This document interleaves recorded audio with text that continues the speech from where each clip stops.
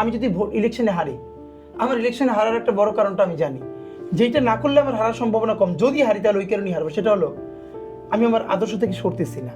ধরেন এখন আওয়ামী লীগের ভোট ব্যাংকটা নেওয়ার জন্য আমার যেই ধরনের কথা বলা দরকার, মানে ওইটা বললে আমার তো নিজের আমার কাছে হিপোক্রেট মনে হয়।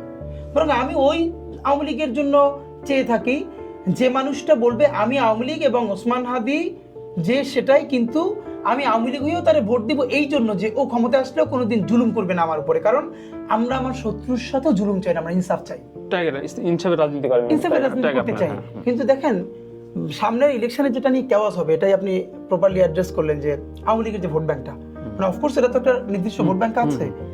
এখন এই ভোট ব্যাংকটাকে খুশি করার জন্য একটা নতুন নির্মাণ, সেটা ধরেন প্রত্যেকটা দলের মধ্যে প্রতিযোগিতা লেগে যাবে, বিএনপি জামাত ইসলামী কে কিভাবে কাকে টানবে।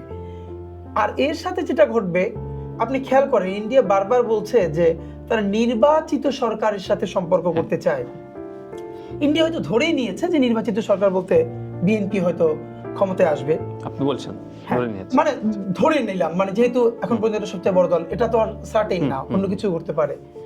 কিন্তু যেটা এখানে ব্যাপার আমি আপনাকে বলি, বাংলাদেশের আওয়ামী লীগের বাইরে আর কোনো দল ভিশনারি পলিটিক্স করে নাই।